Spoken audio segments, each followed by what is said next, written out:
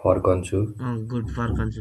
गएको भनेको स्कुल सुपा। सुपरमार्केट एकी सुपा हैन एकी स्टेसन यसो सुपा हिकोकी भनेको एयरप्लेन हिकोकी भनेको एरोप्लेन होइन त। अनि फुने भनेको सिप अनि त्यस पछाडि अर्को देन्स्या भनेको इलेक्ट्रिक ट्रेन अनि चिखातेचु भनेको के हो? चिखातेचु भनेको सबवे अन्डरग्राउन्डमा हो चाहिँ ची सिनखानसेन नै भनेको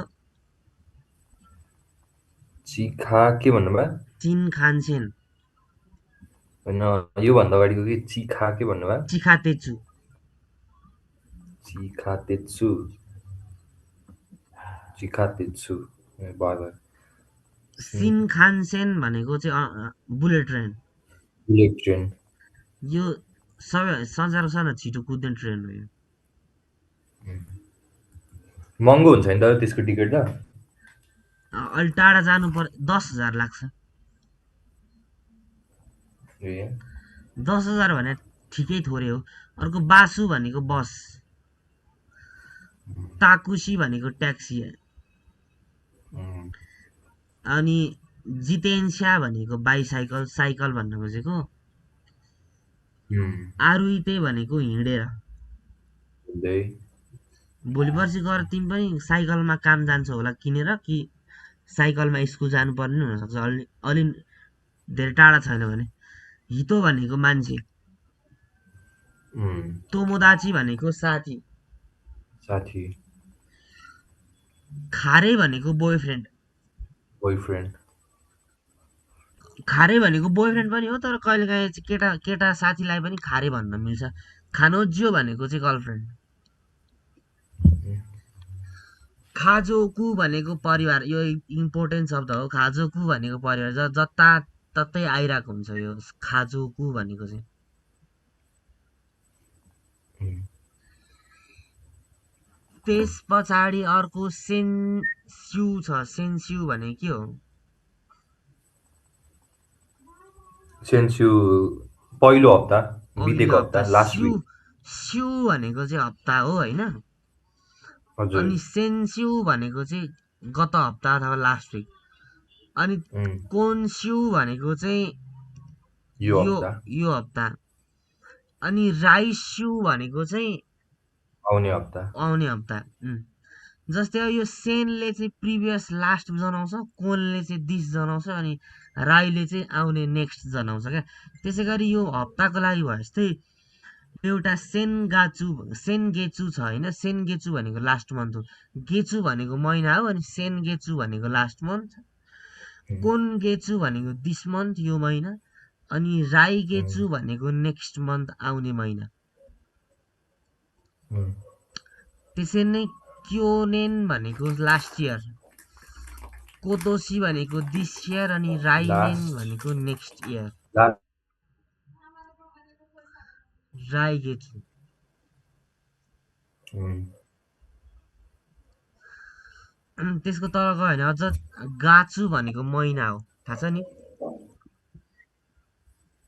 त्यो 12वटा महिनाको नाम आउँछ कि आउँदैन तिमीलाई? गाचु भनेको महिना हो। इचिगाचु जनवरी, निगाचु फेब्रुअरी, सानगाचु मार्च, अनि सिगाचु भनेको अप्रिल। त्यो पनि सिक्नुपर्छ है। गाच्छु भनेको होइन गाचु भनेको महिना हो। अगाडि नम्बर गाच्छु नम्बर लगाउँदै जाने, पछाडि गाचु गाचु गाचु लगाउँदै गयो भने डिसेम्बरसम्म पुग्छ। अगाडि नम्बर लाउने, पछाडि गाचु लाउने। हुन्छ अनि नानगाचु भनेको चाहिँ कुन महिना भनेर प्रश्न सोधेको हो। उम्, अर्को यो अब अर्को चाहिँ यो घोक्नै पर्छ। यो 1 गतेदेखि 10 गतेसम्म चाहिँ घोक्नै पर्छ। यो चाहिँ 1 गते 2 उम्, गते भनेको तिमीलाई अब लेखे होला तर पढेको छैनौ। चुइताची, अँ, फुचुखा, मिक्खा, योक्खा, इचुखा, मुइखा, नानुखा, योखा, कोकोनोखा, अनि तोखा। यो चाहिँ 10 तारिकसम्म हो। अनि 11 उम्, तारिकदेखि 30 तारिकसम्म अथवा 32 तारिकसम्म चाहिँ अगाडि नम्बर उम्, नम्बर नम्बर लाउँदै जानुपर्छ, पछाडि निची लाउनुपर्छ। निची भनेको गते। जस्तै अब 11 गते भन्नु पर्यो भने 11लाई के भन्छ?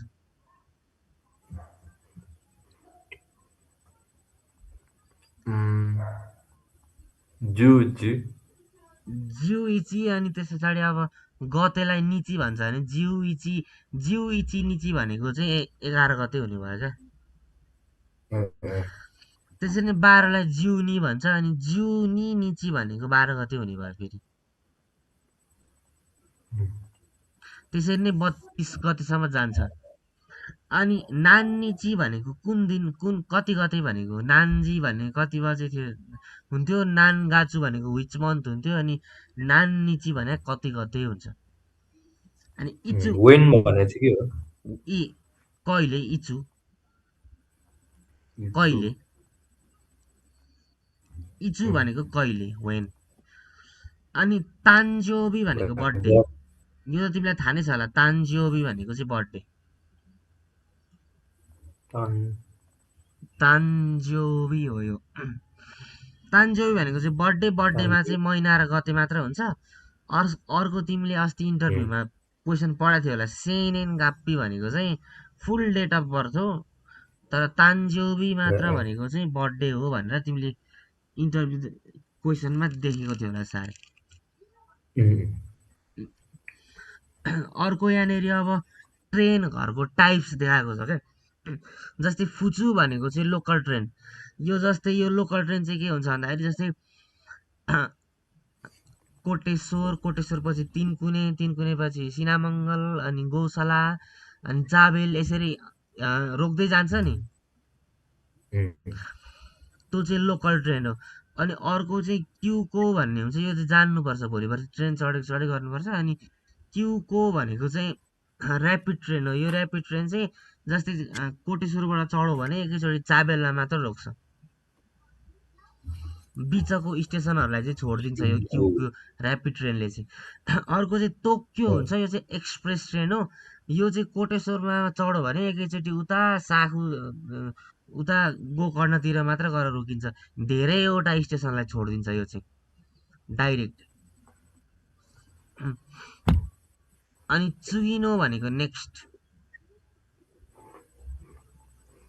अनि यो दोइतासी मासिते भनेको चाहिँ यो वेलकम भनेको, हामी इङ्ग्लिसमा थ्याङ्क यू भनेपछि वेलकम भन्छौँ नि, त्यसै गरी जापानिजमा चाहिँ दोइतासी मासिते आरिगातो गोजाइमास भनेर भन्यो भने दोइतासी मासिते भनेर भन्नुपर्छ, थ्याङ्क यू भनेको यो भनेको।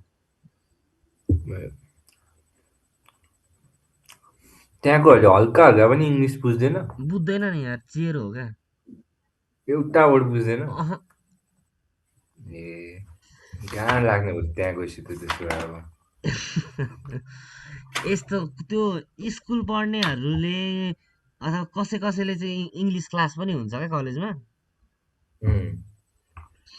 बुझ्छ। अब उनीहरूले चाहिँ बुझ्छ, तर तिमी गएपछि उनीहरूसँग इन्टरेक्सन गर्ने कामै पर्दैन क्या। तिमी किनभने कलेज जान्छौ तिम्रो, जहाँ चाहिँ जापानिजहरू हुँदैनन् जापानिज पढ्ने ठाउँमा, अनि तिमी काम गर्ने ठाउँमा केटाकेटी हुँदैनन् इङ्ग्लिस पढेकाहरू, ती पुराना 30-35 वर्षका हुन्छन्, अनि उनीहरूलाई इङ्ग्लिसै आउँदैन क्या।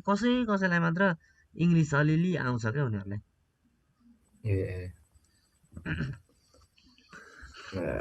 लेसन सिक्समा चाहिँ यही कुराहरू मिनिङ थियो। अब लेसन 6 चाहिँ के हुन्छ हेरौँ ल त।